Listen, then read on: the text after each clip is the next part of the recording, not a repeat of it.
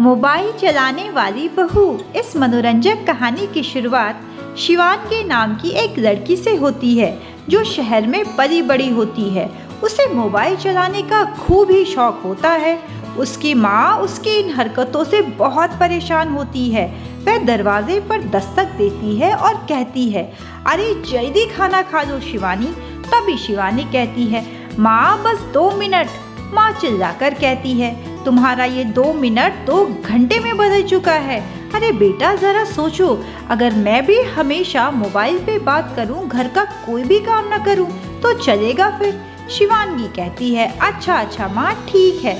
वह खाने की मेज पे तो आती है, तभी उसके मोबाइल में एक नोटिफिकेशन की आवाज़ आती है। फिर क्या, पहले नोटिफिकेशन और फिर मैसेज और उसके बाद कॉल पर बात। उसका ये सिलसिला डाइनिंग टेबल पर चलता ही रहता है। दोनों माँ बाप खाना खाकर उठ जाते हैं, पर शिवांगी पूरा टाइम चक्कर लगाती रहती है मोबाइल के आसपास। तभी उसकी माँ कहती है, बेटा मैंने तुम्हारी शादी तय कर दी है।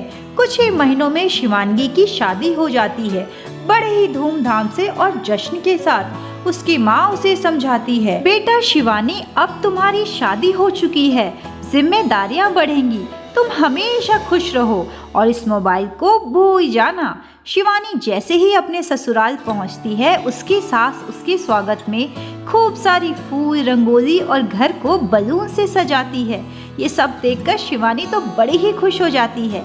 उसकी सास बड़े ही प्यार से उसे गले लगाती है। शिवानी का पति सागर एक कंपनी में सेल्स मैनेजर होता है और उसे अपने काम के सिलसिले में एक शहर से दूसरे शहर जाना होता है।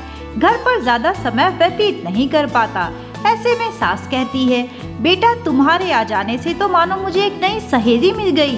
तुम्हारे पिताजी के जाने के बाद मैंने ही ये सारा घर संभाला है। तभी शिवानी कहती है, माँ जी आप चिंता मत कीजिए, अब ये सब मेरी जिम्मेदारी है। देखते ही देखते शादी को 1 हफ्ता हो जाता है और उसके पति सागर के जाने का समय भी नजदीक आ जाता है। शिवानी किचन में जाती है, लड्डू बनाती है और अपने पति को छोटे से लंच बॉक्स में भरकर बेसन के लड्डू देती है। शिवांगी रसोई घर में खस्ता कचौड़ियाँ, मट्ठियाँ और बेसन के लड्डू बनाती है। ये सब देखकर उसकी सास खूब ही खुश होती है और उसे गले से लगाती है।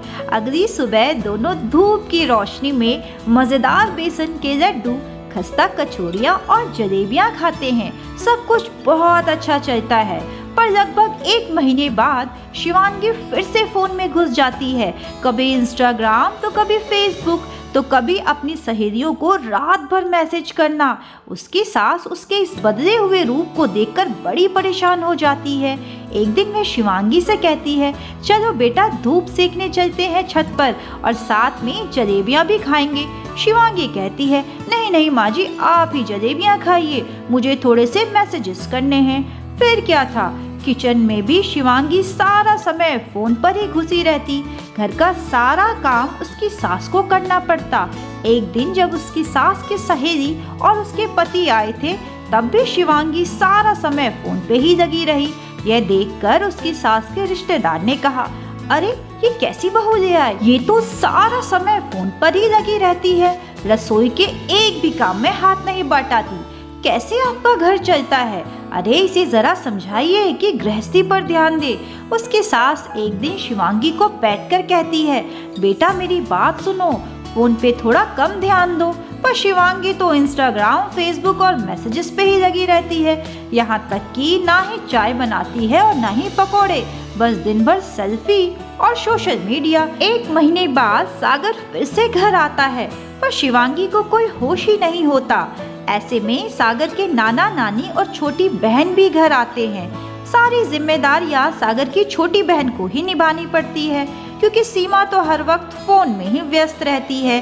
पूरा 1 हफ्ता गुजर जाता है और सागर वापस भी चला जाता है।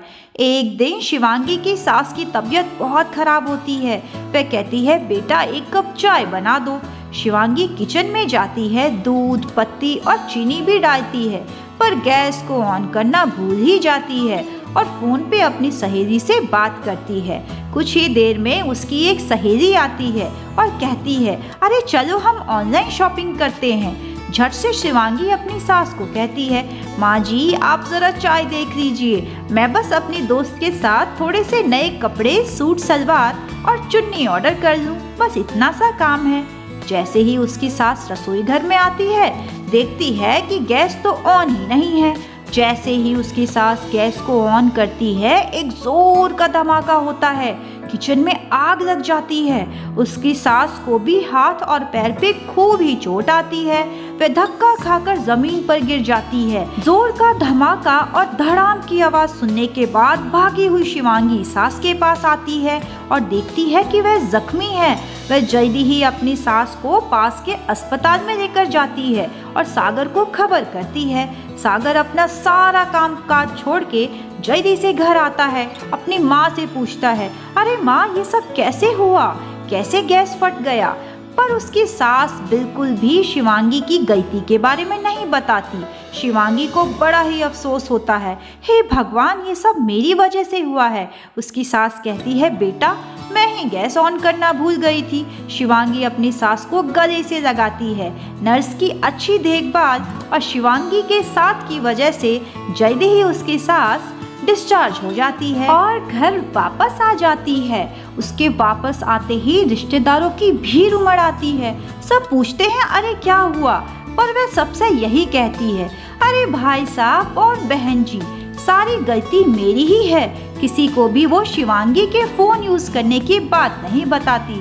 शिवांगी को इस सबसे गहरा सदमा पड़ता है और वह अपनी सास के लिए गर्मा गर्म मठरियाँ और बेसन के लड्डू बनाती है और उन्हें अपने हाथों से खिलाती है। वह अपने पति सागर का भी बहुत ध्यान रखती है और उसकी सारी बात मानती है। अपनी बहू को वापस पाकर शिवांगी की सास बहुत खुश होती है और उसे गले से लगाती है। उस दिन के बाद से सागर और शिवांगी हमेशा खुश रहते हैं और ये सब देखकर उसकी सास की आंखों में खुशी के आंसू झलक पड़ते हैं। So I hope you enjoyed this beautiful story. Don't forget to share and subscribe for more videos. Thank you for watching.